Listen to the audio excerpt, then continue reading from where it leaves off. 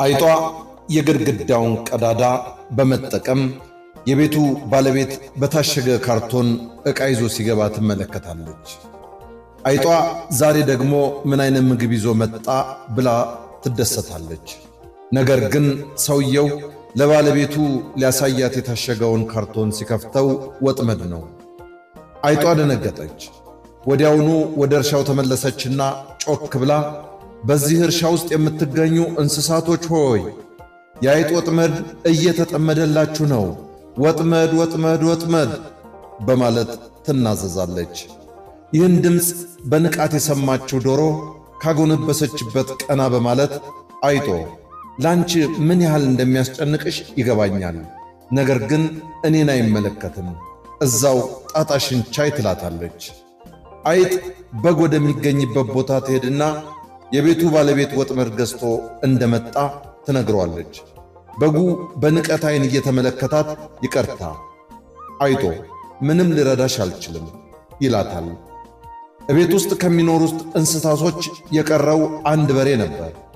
አይጦ እርሱንም እርዳታ ለመጠየቅ ወዳለበት ትሄዳለች። ወጥመድ ወጥመድ የአይጥ ወጥመድ ይዘው መጡ ትለዋለች። በሬው ምንም ሳይመስለው እየሳቀ አይጦ ምን ነክቶሽ ነው? እኔ እንደሆነ ቆዳዬን እንኳ አይጎዳውም፣ ጣጣሽን ቻይ በማለት ያባራታል። አይጧ በጣም ተበሳጭታ አንገቷን አቀርቅራ የገበሬውን ወጥመድ ብቻዋን ልትጋፈጥ ወደ ቤቷ ትመለሳለች። በዚያው ቀን ምሽት ሰው ሁሉ በተኛበት ወጥመዱ ከፍተኛ ድምፅ አሰማ።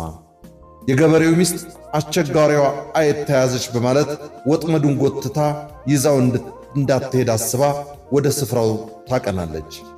የአይጧ ጭራ መስሏት በወጥመዱ የተያዘውን አደገኛ እባብ አፉን ነበር የያዘችው። እባቡ ነደፋት። ገበሬው በፍጥነት ወደ ሆስፒታል ይወስዳታል። ከታከመች በኋላ ወደ ቤት ትመለሳለች። ጎረቤቱ ሁሉ እየመጣ ይጠይቃት ጀመር። በዚህ መሃል የዶሮ መረቅ መድኃኒት ነው፣ ይታረድላት ይባላል። ዶሮዋም ታረደች።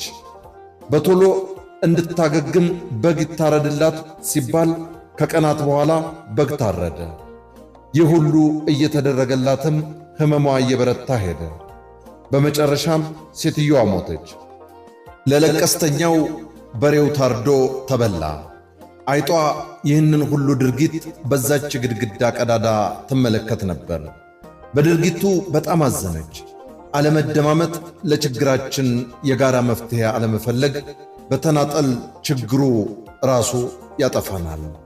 ዩኒዮ ኃይሉ በየነ እንዳዘጋጀው፣ በለጠ እሸቴ ዘሀገረ ኢትዮጵያ እንዳቀረበው